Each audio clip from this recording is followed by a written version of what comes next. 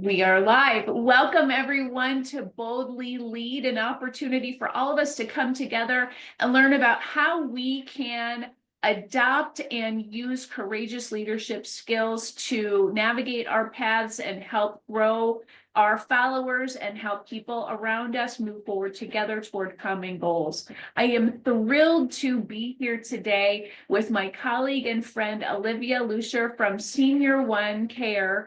And she will be talking with us today about how to lead with heart and help us to navigate conversations in senior care, whether we are part of a family that has seniors and we're trying to navigate that path together, or if we are in the healthcare space and we are helping families to have those conversations that sometimes they're tough, they're hard, and to have a mentor and a leader here with us today that can give us some tips and tricks and guidance and coaching is just invaluable. So Olivia, thank you so much for joining us.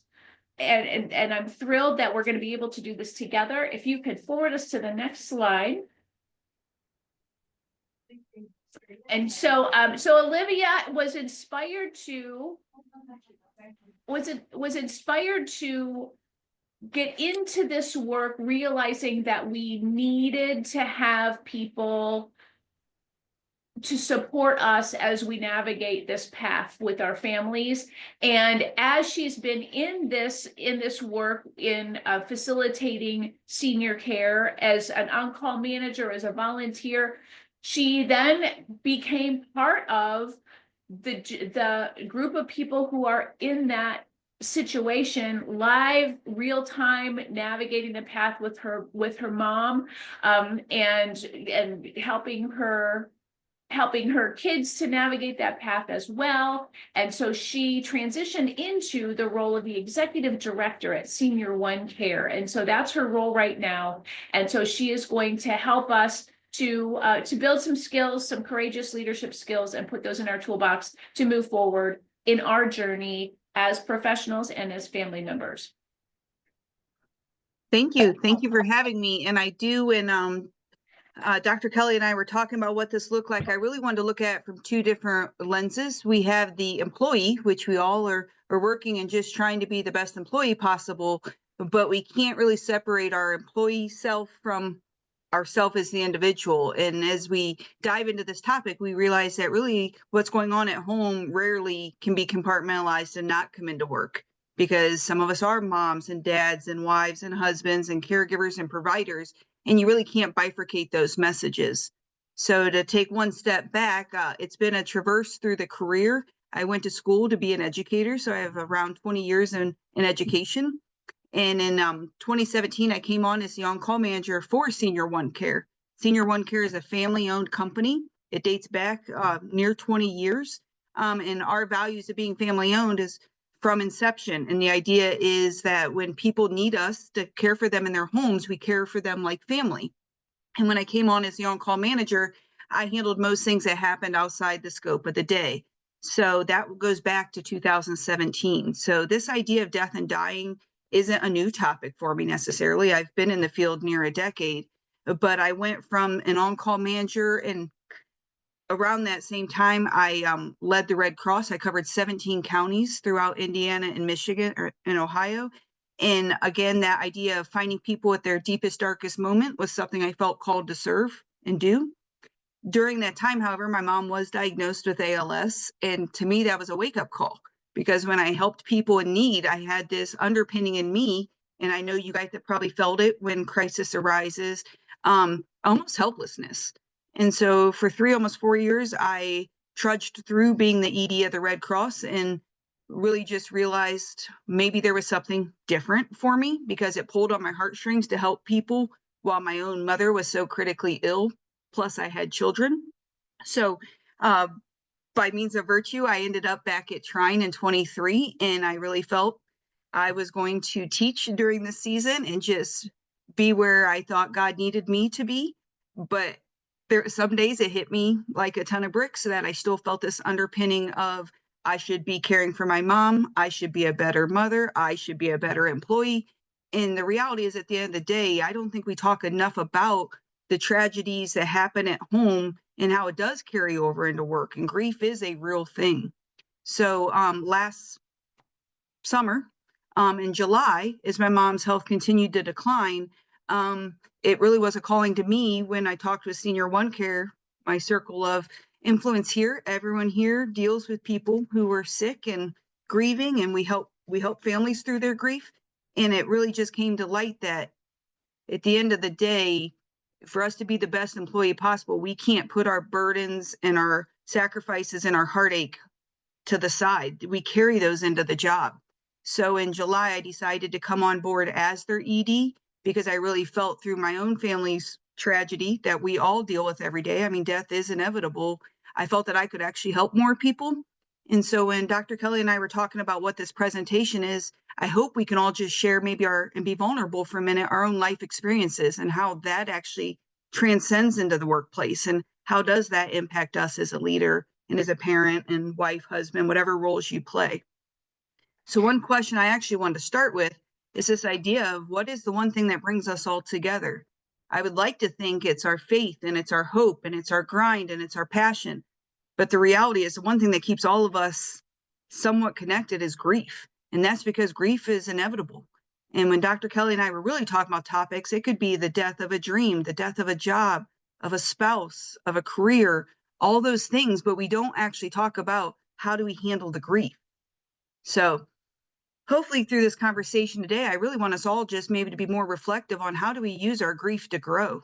Because if we can't find purpose in, I guess, why grief is happening, it will never actually, we won't find our peace in it. And so I challenge all of us to just kind of take the grief we are feeling or have felt and use it to really transform relationships. And that's why we are here today. So, like most of you, I'm assuming, I am part of this, what we know as a sandwich generation. And what that means by that little picture is most of us have parents that we are still helping to care for. They're aging and they need us. But we're also probably mid-career and we're trying to grow a career. And then we might still have children at home or our children are just leaving the nest. And so this idea of as a professional, we're pulled in so many different directions, being so many different things to different people. And do we, as leaders, take enough time to really talk about how do we safeguard our own self-care? We want to tout self-care. We want to tout emotional intelligence. We want to talk about these terms and vernaculars, but we really don't have safeguards in place to hold them. So I do want to open this up just for some conversation if anyone feels comfortable about what safeguards do you guys put in place to take care of you? And maybe you have barriers right now. So for me, I know the one thing is being an academic or having 20 years in education, it's really important for me to still read and write. And so I'm using maybe my experiences to find ways that I can share my story. So what are some ways, if anyone wants to share, ways you're trying to safeguard your self-care in your personal space? Or maybe you have barriers to that. Does anyone feel comfortable to jump in? I can jump in, but only in the sense that I'm still learning to set barriers. So it's been difficult Mm-hmm. doing the sandwich Mm-hmm. here. So I'm in the process of instituting barriers, but it's taken a long time to get to that point to have certain times where I just will have like, okay, this day is dedicated to this. So certain Mm-hmm. days I'm like, your doctor's appointments are going to be on these days because these are my work from, either work from home days or something like that, where I can Mm-hmm. take a break and come back and finish work. So that's kind of like how I've been doing it, but it's still, I feel almost as some things fall a little short in the Mm-hmm. process because I can't handle everything with my brother's medical care and my mom's and then Mm-hmm. my kids, their appointments. Mm-hmm. And so I honestly kind of let myself fall to the back a little bit after getting everyone else settled first. So. It is friends we're going to share that you can't, because oftentimes we put ourselves last on the self-care and you can't pour from the empty vessel. Again, we tout it, but it's very hard to put into practice. And for whatever reason, most of us have been conditioned not to say no. and we take on more and more and more and more. And then we wonder at the end of the day why we're exhausted and fractured and sad and all of those things. The one question I would ask people is, do you have a safety net of care? And part of this, I would say almost metamorphosis, is I call it almost like anticipatory grief, because for 4 years I had to anticipate my mother's death. And I had to be very comfortable explaining to people that I can't actually do that for you because I have nothing else to give. And those are really crucial conversations because we're conditioned to not let people down. And we're conditioned to we'll figure it out. We'll make it happen. Well, sometimes you can't make it all happen. And good leadership is also as much about saying no as saying yes. Dr. Kelly, do you have any words of wisdom there? I found that I absolutely have to get out into the woods, and I force myself at least 3 times a week to just go out and be by myself, maybe with my dog. And it's interesting that that's something that my mom and I, before she passed, that was something we did together. And so it's a time for me to value that connection that I will always have, and also to just be out in the quiet and recharge. And as much as I think I'm an extrovert, I know I'm really an introvert that forces myself to be extroverted. And so getting out there and just being in the quiet just really recharges me. And I've done a lot of learning about how nature, just the chemicals that are out there in the air really help us to stay healthy and recharge recharge us emotionally, physically. And so that I encourage everybody to go out and find that space to just get stronger. And sometimes I go out into the woods so that I can cry, or so that I can yell, or so that I can, the things that I can't do in the rest of my life, or run or jump or spin. And those are all things that give me an opportunity to do what I need and be private and take care of myself in a way that nobody has to really know. But now you all know. So if I see you out in the woods and I'm spinning, come and spin with me because it's fun. So yeah, thanks for asking. Especially as the seasons, I look out the window and it's sunny and 50. And that has such an emotional release on us compared to when it's cold and dark. And really being intentional about your mind space and getting out and walking away from your desk or walking outside. And part of the reason I shared my introduction into my journey of career is I knew working at the Red Cross, I was filling that servant heart bucket. But the part I didn't recognize till I stepped out of it was I was constantly helping people at their darkest moment while I also was living in triage. And so it was very hard for me to compartmentalize. How do I help all these people while I have my own unsettled grief? And like, even when I went back to teaching, I thought teaching always fills that love bucket, and kids are, we all went into teaching because we love, helping people. But then teaching also reminds you how many struggles kids actually have in post-COVID and all those dynamics. And so it's really, for me, it was about helping people understand it's okay to be vulnerable. And even saying, if I see Dr. Kelly in the woods now, I know that's her safe space. Or sometimes I'll say, I need to just go walk the dog. I don't really feel like walking the dog, but it forced me to get out and just breathe the air. And so I was going to share some statistics, and you guys probably already know them, but if we don't realize how critical our sandwich generation is, where we are right now is going to continue to be pressing to us. 48% of people our generation in the sandwich generation are still caring for some capacity for their grown children. 27% are the primary caregivers. So I share with Dr. Kelly, my oldest is in college. He's coming down because he needs help with something. And we think our older children are out of the house and getting to that adulthood, but the reality is they still need us, whether it's emotionally, physically, financially. Concurrently, 25% of sandwich generations are still providing some kind of financial help to their adult parents. So not only are we still in the working, day-to-day monotony of life, we're actually helping to provide some financial support for our own parents. 1 in 8 of us, so in our generation, are helping with a parent in crisis right now. This is probably the most startling, which really is what prompted, I think, this discussion. It's 2025, guys. By 2025, 30. So in 5 years, the number of people 65 plus will double. Well, let me tell you, in this space of senior care, there's actually not enough help already for those who need care. And in 5 years, that number will actually double. It will be 70 million people 65 and older. So with that being said, like most of you, when I started really diving in, and keep in mind, for the last almost 10 years, I was in this field helping aging adults, there's a lot we don't know. So I want to throw some topics out, and everyone might have different levels of understanding. And if it needs to go to a different discussion, I welcome that. I think everyone needs to really understand Medicare. We know that our aging parents sign up for it, but because we don't have it, we don't really understand it.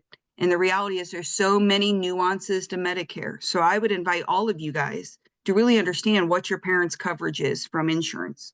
So for home health care, which is what we do privatized health care in the home.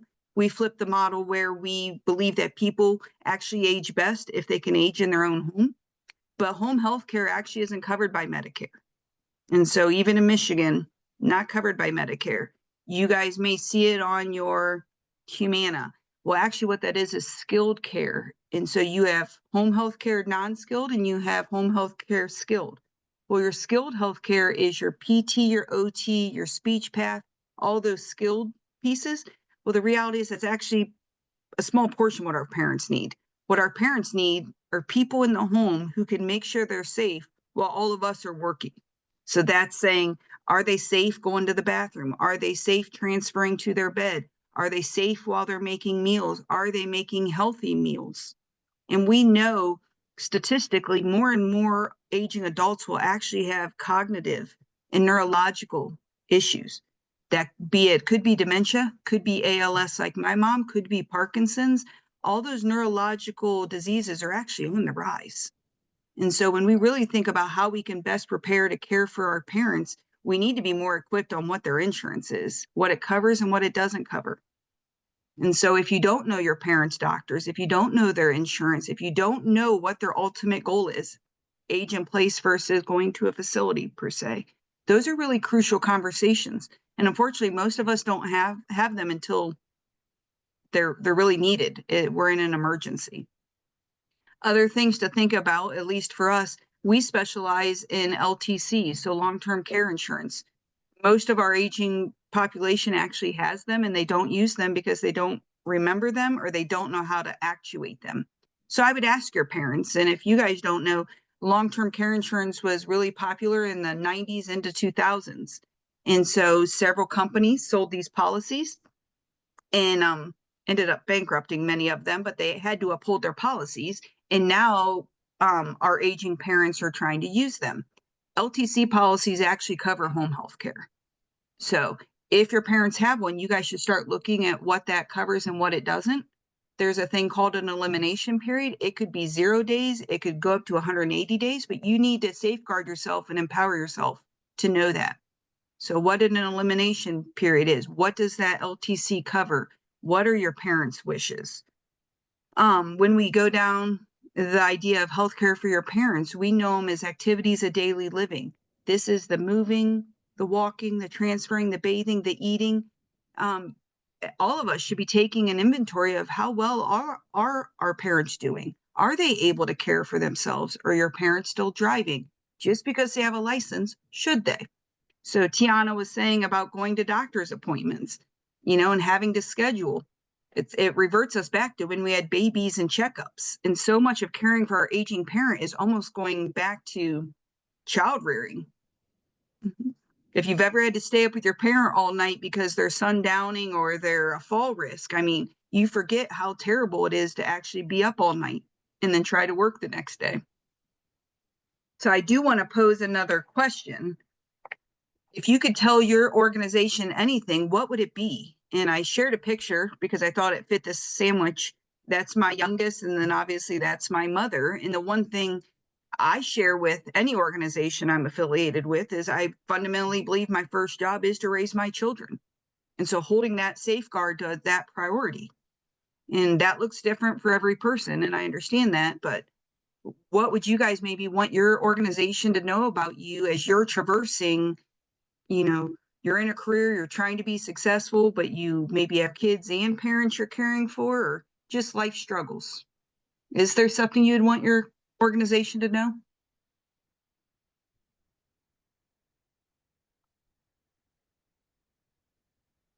I'm going to pick on Dr. Kelly for a minute.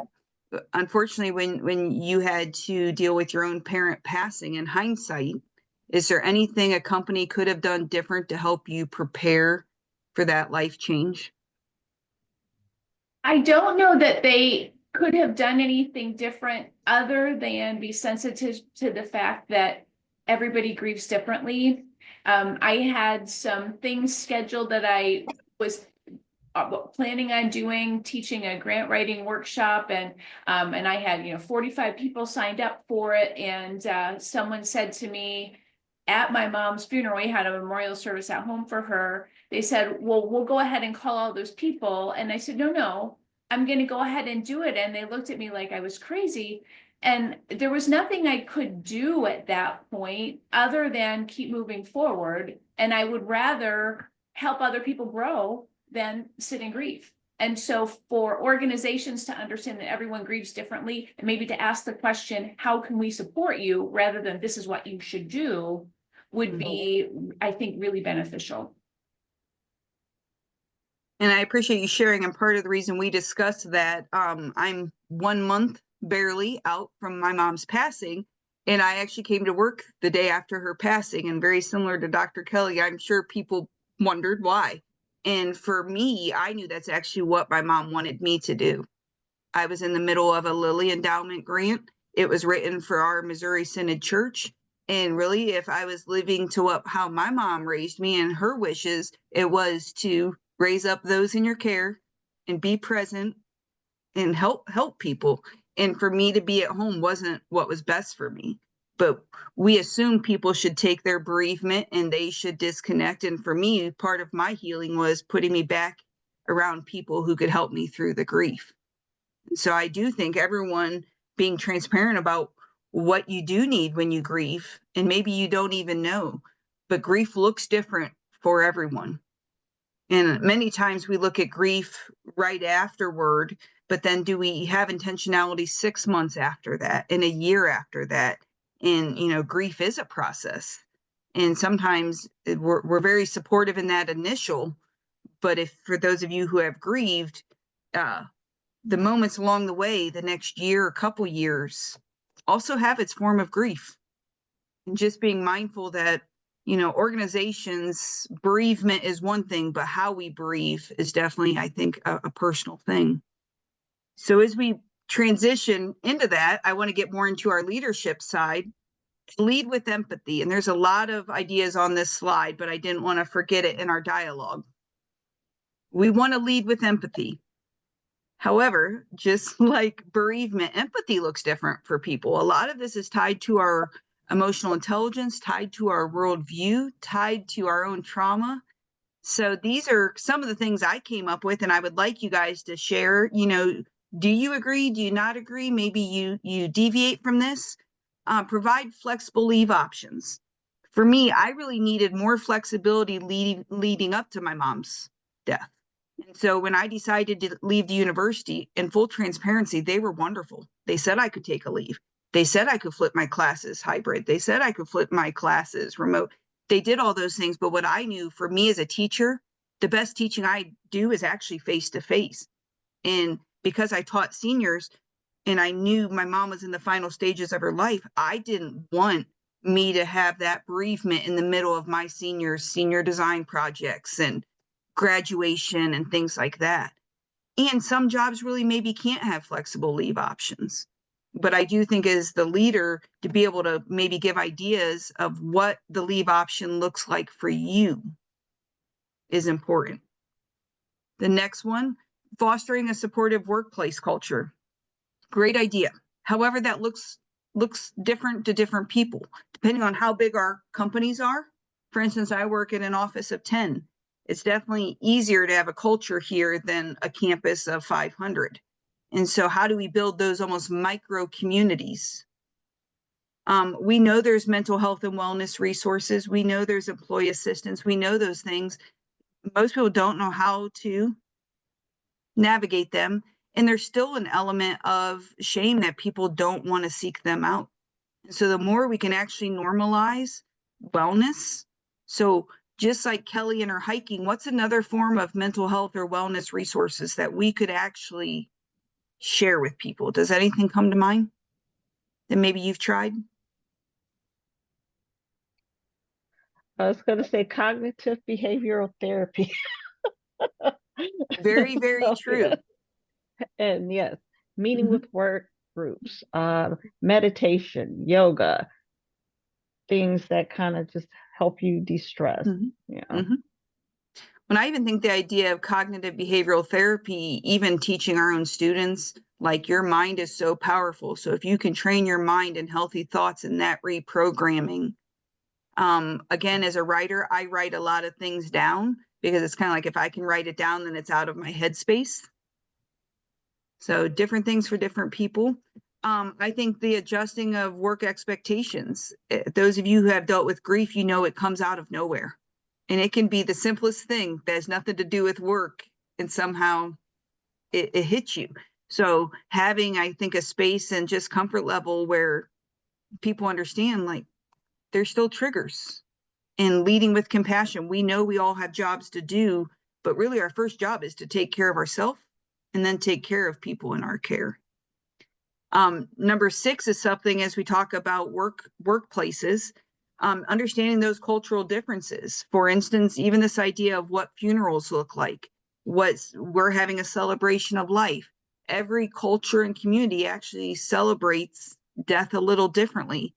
And I really hope organizations really understand how family dynamics and culture do drive some of those. I was sharing with Kelly, as a company, we go to all of the funerals of our clients. Well, having just dealt with this, I'm like, do people really want us at their funeral? We have a psychological obligation that we think we should be at our friends' funerals to be supportive. But is that best? I love, Tiana, that you said about the peer-to-peer and support groups. I think so many of those come out of more of an organic setting, almost like micro communities of similar experiences. And then the long term, we know we always handle grief and bereavement right out of the gate, but with intentionality. For instance, I asked my team, 1 year in memoriam, what do we do to celebrate people who have passed? And with intentionality of that reflection. So does anything come to mind on how we could maybe as leaders lead more, whether we're leading our students, whether we're leading our families or our churches or our offices? How else can we be empathetic during this life change, maybe that we didn't list? Olivia, if I could share this story that I Yeah. shared the other day. So my mom had glioblastoma, so we had about 6 months to travel the journey with her. And she and I had some good conversations. And then there was the conversation that just floored me. She said, we need to talk about dying. And I had, thank goodness, started going to a grief program because I didn't know how to grieve at all. And so I said, well, tell me what you're thinking. And she said, I don't want to have a funeral. And I said, well, let's think this through. I said, from what I'm learning in my class, a funeral, you're already going to be with Jesus and you're going to be like, I know, I can't wait. And I said, well, good, that's awesome. But there are the rest of us that will want to get together and support each other. And that's what the funeral is for. And she said, I don't want your dad to sit in a folding chair wearing a suit. And I said, okay, let's think about what else that could look like. And we brainstormed different options and we decided to have a gathering at home. And she is a natural hostess. She has always thrown the best parties. And so once we started discussing what this gathering would be, she wanted Subway, and these were the kinds of meats she wanted on the Subway sandwiches. And so she started to just, click into that area of comfort for her to be part of making the plan. And it was something I was not prepared for at all. But all of a sudden, now she had a level of confidence that it was going to be okay when she was gone. I had a level of confidence that we were doing what she wanted. But it was hard. I mean, it was a terrifying conversation because I just didn't know where it was going to go. But just being able to listen and hear was difficult because, yeah, it was hard, but it was important. And I've shared that story with lots of people who are in the same place, because you just never know when, where those conversations are going to go. Well, the conversation's hard because there's an element to finality. Like when we talk about those conversations, like the finality of the next chapter of life. But the best way to honor someone is to honor their wishes, which includes how do we celebrate their legacy. And so, for instance, even though my mother passed away January 22nd, we're doing a celebration of life April 19th. And that's because we were able to tie it to more Easter and just make it truly a celebration of life and her legacy. But sometimes that's maybe not as orthodox as most of us were raised with, calling hours and funerals and a big procession. And I think as we go through life, it's okay to have those conversations, to ask people, ultimately, what do you want? I mean, the simple thing of writing someone's obituary, no one could actually prepare you to do that.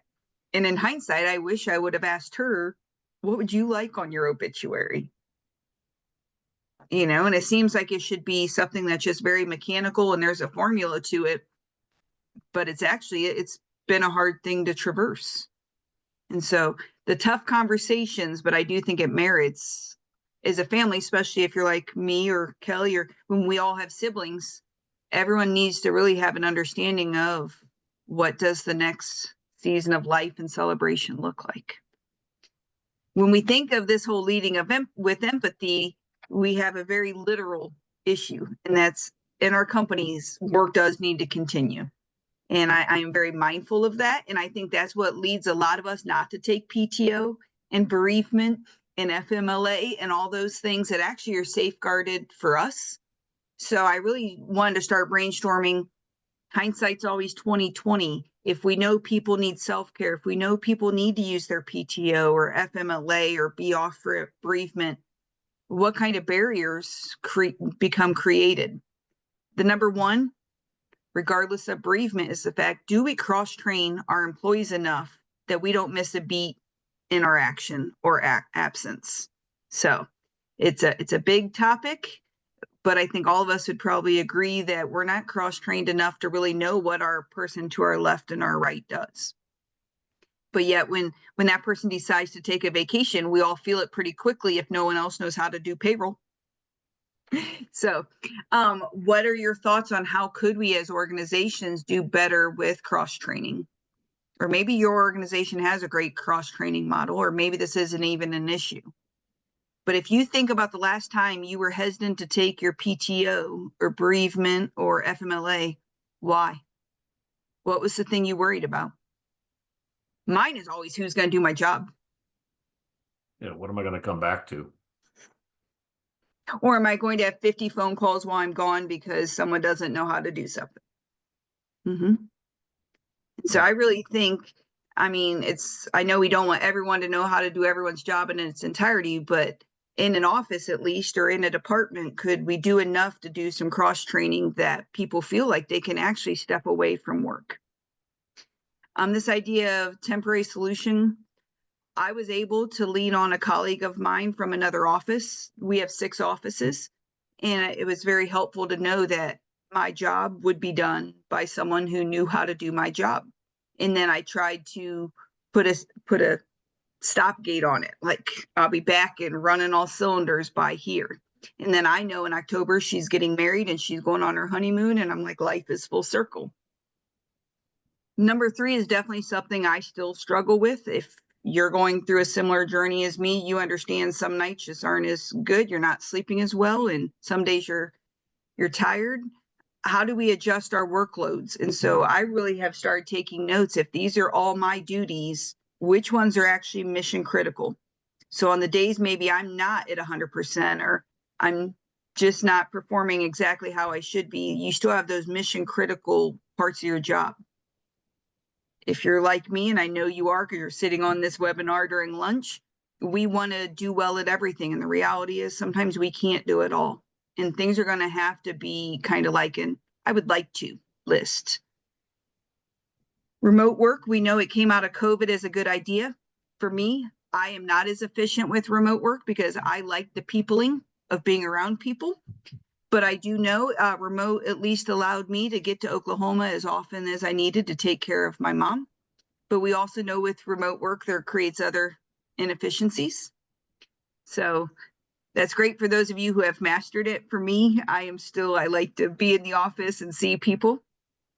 But number 5 is something I really had to own in 24, and that's just communicating with transparency. And if that makes me look weak or make me look vulnerable, at least I'm being true to myself. And that's probably been the hardest leadership lesson I've had to learn. All the education and work experience in the world can't really totally prepare you to just be vulnerable. And that's something I've had to just own, that, this is me at my raw and vulnerable, and, I'm doing as best as I can based on today. So I'm going to challenge all of you to just allow yourself to not always be that perfectionist, A+ student all the time, because you really have to take care of you before you'll ever be able to take care of those in your care. And then if we do 5 well, I think 6 will happen. And that's just this idea of an inclusive culture. I really hope, even though my door is shut right now, I know my colleagues know they can come in at any time. I have a colleague whose mom had surgery this morning, and the reality is you need to be with your mom, and we will figure out your job. Because at the end of the day, we have an obligation to take care of those in our care, which is our family. And how we get back to an organizational structure that promotes that is really important. Don't we have an obligation as a leader, though, too, to take care of those in our care, which are our employees? I think about that list of things you just had on the screen there, and if 70 million people in the next few years are going to be over 65, and 350 some days from 70, this is an issue that's going to affect a lot of people, right? I think to your points, I've experienced this twice now in the last, I guess, 5 years, with my dad passing and then my mother-in-law, and having the challenges of that from the work perspective. I think about it, and when I think about it, I think, well, how was I treated? And maybe I was blessed working for an organization at the time that said, you need to be there. But the person inside me said, no, I need to be here too. And so, I leaned on, I was in Florida, my family, both mother-in-law and father, were in Illinois. And so we leaned on our kids, my adult children. We leaned on each other, my wife and I. We spent time so that we were able to accomplish the things. But I think about a relative, what you have on the screen here is that this is a challenge that's going to face every leader in every organization from this point forward. And the days of when I started in this business 45 years ago, you had to be there no matter what. It didn't matter if you were sick, or if your kids were sick, or if your parents had to go to the hospital, whatever. You needed to be there, or else. The or else is over. I mean, that's the reality of the world, I think, is that ultimately, just like you protect your family, you have to protect your work family too. I think that's kind of the way I looked at that when you listed this. It's like, because I experienced it before I left the day-to-day sort of functional operations of the business I was in. Those were the questions I asked myself all the time. Why do you need time off? Oh, it's because of my mom. Take the time you need. Because I lived that. I know what it was like. And I think that's an important thing. This message needs to be delivered broadly to industry. Doesn't matter what it is, academic, insurance, like I spend in any industry today, financial. We're going to have more aging parents. We're going to have a lot of them that are going to live a lot longer than my parents did, although my dad was 93. But the reality is, many of us, because we take care of ourselves, we eat better, we have better medical care, we're going to live a long time. And the leadership in companies need to understand their employees that are the sandwich are going to need some time, right? They need to figure it out, or you're going to lose them. Because if you mistreat them, what will happen? They'll go away. They'll find someplace else who is more accommodating, who has leadership that is authentic and recognizes that, hey, I live that and I want to make sure that my people have it better than I did. Mhm. It's really profound stuff. Well, and I think when we live it, it is, I was sharing with Kelly, my dad is still living and he's in Oklahoma, but my significant other, his parents are both in Florida.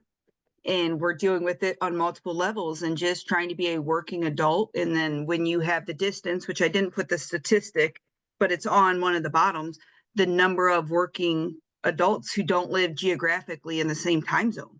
So it's not a matter of me hopping in the car and going 30 minutes. I mean, most of us, our parents are geographically now spread out too. Yeah. And just the complexity of understanding, you know, it's not a weekend trip. If you leave, it may need to be for a week. And then how do we support people? You're right in the sense the number of our 65 and plus is continuing to grow. I mean, this will be a leadership issue for the next 20 plus years. Easily. And we could have a whole separate presentation when we look at from 2030 to 2045 to 2060, the number of people in a family. So right now we have 7.4 people who can care for an aging adult in a family. Well, that cuts in half in the next 15 years. And by the time I'm retired, it's around one person in a family who can actually care for family members, because our family units are getting smaller and smaller. And it's going to have an impact on staffing, because this is at the core of just good work culture. And how do we care for those in our care as we traverse life's curveballs? Kelly and I were talking because we came from the same business school. 1/3 of our colleagues last year, while I was dealing with it, had parents who passed. And so when you have 13 people in a business school and 5 to 7 of them have parents who are passing, you cut our program in half. And how do you even function as a department? And that's just, I mean, that's not an anomaly. That's going to be everywhere. Yeah. Yeah, I moved closer to my kids. Partly Smart. because I wanted to be close to my grandchildren. Mm-hmm. It really is a benefit to my children Mm-hmm. that in the event that something happens to my wife or I, that Mm-hmm. at least they're close enough. My daughter is 10 minutes away. My Mm-hmm. son is probably 20 minutes away. So, I mean, it's an easy thing where they could do it. And they both have flexible uh, work, and their employers are very flexible as well, which, like I say, I was blessed that the company I work for allowed me to do that. I Mm-hmm. mean, I was working from home with my dad before COVID, but home wasn't in Florida. Home was in Illinois because I was spending time with him for doctor appointments and Mm-hmm. getting him into healthcare. And one thing you mentioned about um, long-term care, Mm-hmm. pride factor. Mm-hmm. My father had one of the most amazing long-term care policies, and we never collected a dime because he was so proud that he would not say that he had to have help. So, something as simple as help bathing. He couldn't put Mm-hmm. his own socks on. The pride that Something, goes with having to acknowledge that you need right. someone to do it. Yeah, my mother-in-law, on the other hand, who came up through the healthcare industry, she was a registered nurse. She took complete advantage of it. She understood that financially, that's why she bought that policy years ago, Mm-hmm. and we never exhausted it. It was an Mm-hmm. unlimited long-term care, which I've never seen since, frankly. Mm-hmm. But I think that's one of the realities of long-term care. But no, this is great. I think this is so important, and the message needs to get out to leadership saying, if they're already thinking that way, I hope they are, but Mm-hmm. that we have an aging population.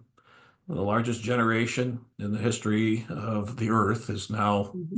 becoming they're retired and becoming more frail, and we Mm-hmm. need our families and support for that.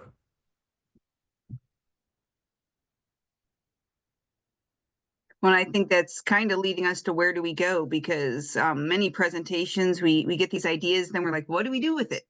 So when Kelly and I were talking, I think there are ways, and I believe organic's always best, but how do we put this in front of groups? Do you start your own group within the organization just to say, like for LTCs, if my boss was here, statistically, she'd be able to tell us 50% of those who have LTCs never use it. And of the 50%, this small percentage like barely scratches the surface. And the why, which I do think pride is part of it, or the fact just traversing insurance is very exhausting.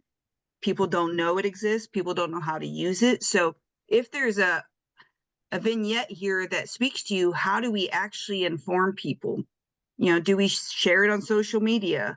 How do we get people to help? And actually, I'm taking a group of sandwich people like me through a book club. So if you haven't read Being Mortal, and that YouTube clip is like a 20-minute summary, but the reality is modern medicine has served its purpose.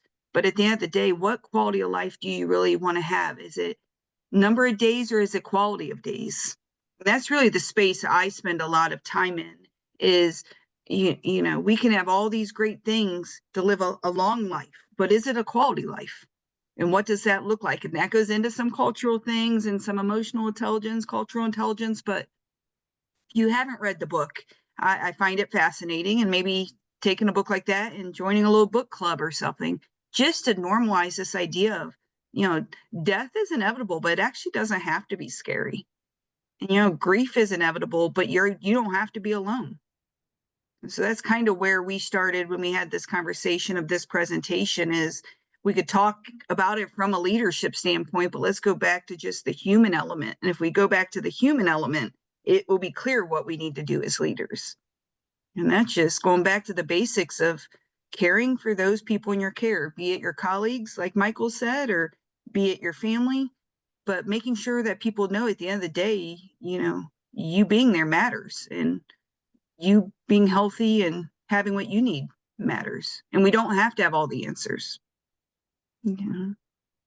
So I think some of that comes from, I guess, from my view of it, my experience was, it's a behavior that made a difference, and I want to model that now. I want to be that person. I want to react the same way because it made me feel much more seen, included in everything, right? That the fact that they were so interested in making sure that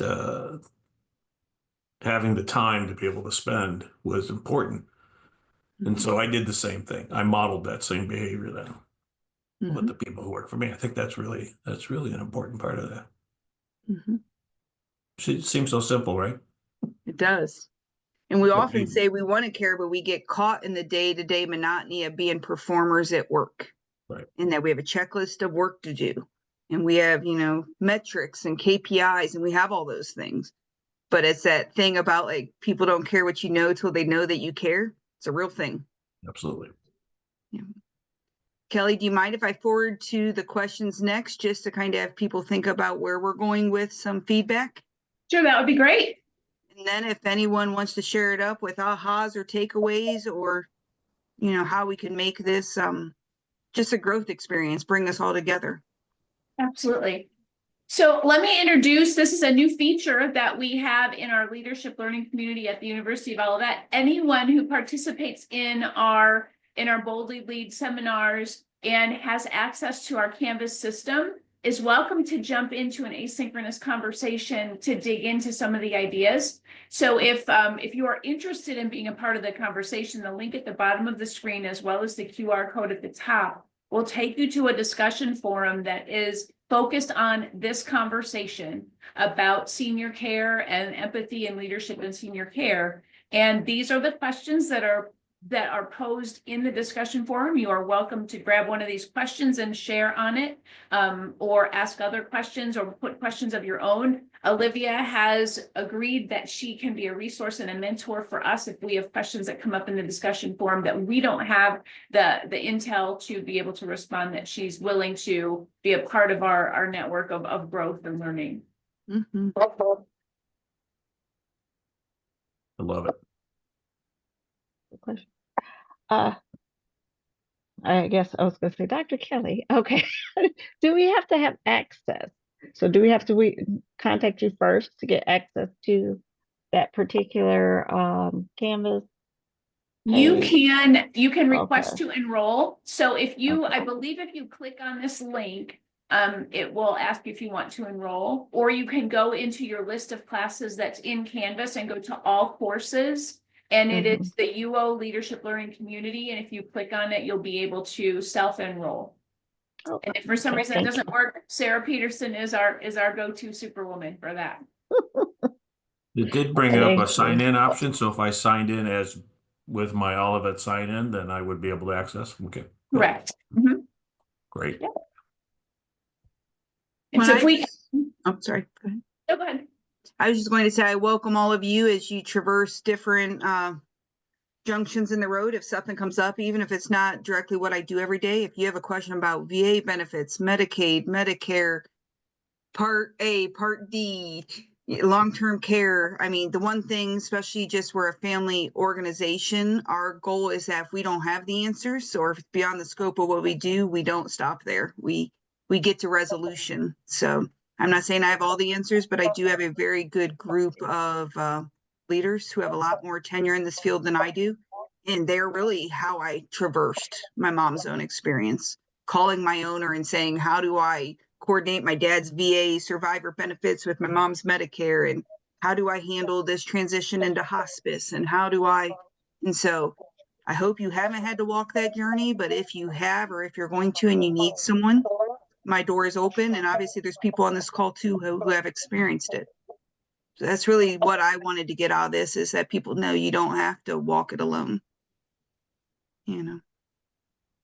Olivia, thank you. Dr. Lusher, Olivia, thank you so much for being an awesome resource for us, being willing to take your time, which I know is precious in the work that you do and serving the folks that you serve, and for being a resource and being part of our tribe. Thank you. Yes, I appreciate it. It was great seeing you guys. Thank you for your time. Thank And you very much. so we are going to roll through a couple more slides so I can let you know what's coming up in the leadership learning community. And so Mike Caselny, who is with us today, is going to be sharing how to make a plan for your leadership. If you know you want to lead, if you can feel it in your soul, but you need to know how to create that roadmap, Mike is going to meet with us on March 24th, which is a Monday, same time, same place. And so we'll be promoting that on all of our social channels, and I'll also send out emails to the Olivet community, and definitely encourage other folks to come regardless of where they are in their leadership journey. And there are lots of folks who they're mid-career and they're like, you know, I've been doing this work and I feel like I can do more, or I can go in a different direction, be that person who inspires others to move forward toward a common goal. And so Mike can help all of us create that plan. And so Mike, thank you for being willing to share your expertise and be our guide and our mentor in that regard. Gonna have to add a chapter though, Dr. Lusher, on being a leader through grief, right? Through the challenges of life, because I think it's important. I'm excited to attend in March. So I'll be on spring break. So I will be joining to listen from Florida. Oh, good for you. And I had a question in terms of, because that one falls on a Monday and I'm teaching. So are we able to still sign up and just get access to the recording, or? Yes, absolutely. Any of them that look interesting to you, go ahead and register, because we will send out the recording. We'll send out a PDF of the PowerPoint slides. And then also for each one of the webinars, we're going to put together an infographic that kind of has like the top 10 tips that the takeaways that you can share with folks, and an easy one pager. So yeah, register for any of the ones that you feel have value, and absolutely please invite others to come along as well, and outside of the community too. And I want to introduce one of my colleagues from Western Michigan. She was actually one of my students way back when I was teaching in their Master of Public Administration program at Western. So Antoinetta is a courage curator and chief encouragement officer. She does a ton of different types of keynotes focusing on how do you how do you really energize your spirit so that you feel courage and joy and you can move forward, inspire other people? She's going to be speaking to us on and sharing with us some great tools and strategies for public speaking that are inspiring and encouraging to others. And she just wrote a book called Courage Candy. I love the title of that book. And so she will be with us in April. And so that'll be our next one. And then in May, we don't have it promoted yet, but I believe we're going to have our top 5 grads from the University of Olivet talk about how to lead courageously through a college experience, and then how to look courageously toward the future. So that's coming up in May. And then I've got my other calendars here, but I don't have promos for them yet. In June, we have our Health and Human Performance group is going to share some mindfulness activities with us. And then in July, Zoe Hammer from Sociology and Anthropology is going to teach us how to lead in the social space when we want to help people take action toward what is right and social justice. So super excited with the things that we have coming up. Also keep in mind that in September, we're going to have our 2nd annual Courageous Leadership Colloquium. And if you know, and Mike, thank you for reminding me of the person you recommended. Sounds like a very super courageous resource person to empower us. If you know of someone who is leading with courage or has had a courageous journey and they've had some really great opportunities to be courageous that they would like to share, please share their contact information with me so that we can start that conversation to get them involved. That colloquium is 2 days long. It's completely virtual. People can zoom in and out for the sessions that they are most interested in. And then in the middle of that, in the library, the evening on that Wednesday, we're going to have a networking event as well. And if people want to come in and watch the episodes, the sessions on the big screen in the Kulasamba Theater will have snacks, refreshments, and people can get together and fellowship while learning how to lead courageously. So those things are coming up. Our Women's Leadership Institute Summit is coming up April 2nd. And so our undergraduate students here on campus are being invited to participate in that, as well as we have a cadre of 25 super powerful women who are going to be their mentors during this activity. So definitely put those on your calendar or share those with folks that you know might find value. And also want to share with you that my role is not just to facilitate these fantastic conversations and invite these amazing resource people to share with us, but also to facilitate the Master of Arts in Leadership program and our graduate leadership certificates, where we offer the opportunity for folks to build courageous leadership, fill their toolbox with very practical skills and knowledge and abilities so that they can choose how to effectively lead in their particular area of the world. Our 3 concentrations are creativity, innovation, and change, nonprofit leadership and management, and sport coaching leadership. We're talking about our next concentration being strategic ethical AI use. So we've got some really fun developments happening, exciting developments happening in our curricular programs as well. So lots of opportunities to lead, lots of opportunities to grow. I appreciate all of you for taking the time to learn and grow and think about how you can inspire the folks around you to move toward some important goals in the areas that you work. So Olivia, thank you so much for joining us. Tiana and Mike, thank you so much for joining us as well. And I look forward to seeing you here at Boldly Lead. Thank you, guys. See you virtually. Take care.